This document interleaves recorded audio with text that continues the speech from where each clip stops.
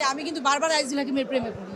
দুটো কারণে, কারণ আজিজুল হাকিমের আমার সাথে বিয়ে হয়েছে অনেক দিন 93-তে, কিন্তু ও কিন্তু বাসায় থাকে না। ও হচ্ছে বেশিরভাগ সময় শুটিংয়ে চলে যায়, সকাল 7টায় যায়, আমার সঙ্গে প্রায় রাত 12টায়ও দেখা হয়, কোনো দিন 4-5 দিনও দেখা হয় না, দেশের বাইরে গেলে আরও দেখা হয় না। তো আমি কিন্তু ওকে ভুলে যাই।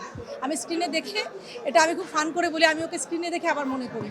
এবং ও যখনই যেই ক্যারেক্টারটাই করে, যে কোনো ধরনের ডিফারেন্ট লুক, তো এই ক্যারেক্টারটা কিন্তু এরকম আছে, কিন্তু ফ্যান্টাসি মানুষের ভেতরে যে একটু সন্ত্রাসী থাকে না, যে তার প্রতি একটা দুর্বলতা কাজ করে। অবভিয়াসলি আপনি খুব ভালো কোশ্চেন করেছেন, এবং আমি আমার এই লুকের আজিজুল হাকিমের প্রেমে পড়েছি। সবাই যে এরকম একটা শাউট আউট করলো, এটা আমার সবচেয়ে ভালো লেগেছে। মনে হয়েছে এটাই হচ্ছে আজিজুল হাকিমের প্রাপ্তি। যেহেতু ক্যারেক্টারটা নেগেটিভ, ভাইয়া হচ্ছেন বিশিষ্ট ভদ্রলোক, ইমেজের একজন পার্সন, এবং স্ক্রিনে অধিকাংশ দেখা যাচ্ছে যে অনেক সময় ডিরেক্টর করেন কি, একজন টাইপড করে, মানে অভিনেতাকে টাইপ করে ফেলে। রোমান্টিক হিরো করছে তো করছে, একটা ক্যারেক্টারে বারবার ডাকছেন, তো এটা তো টোটালি ডিফারেন্ট। সো সুযোগ ছিল যতটুকুই, স্প্যানটা অনেক বেশি না, একটা গল্পে যতটুকু প্রয়োজন ছিল, ক্যারেক্টারটা ইম্পর্টেন্ট, কিন্তু যতটুকু স্প্যান ছিল, আমার মনে হয় যে আজিজুল হাকিমের খুব যে মুখ দিয়েও অ্যাক্টিং করতে হয়েছে তা না, ওর লুকটা, এবং আমি খুব টেনশনে ছিলাম যে ওর চুল খুব স্ট্রেইট, খুব সিল্কি, এটাকে যে একদম লুক দিয়ে, মানে আগে যিনি মেকআপ করেছেন, গেট আপ যিনি দিয়েছেন, তাকেও আমার তরফ থেকে থ্যাঙ্কস।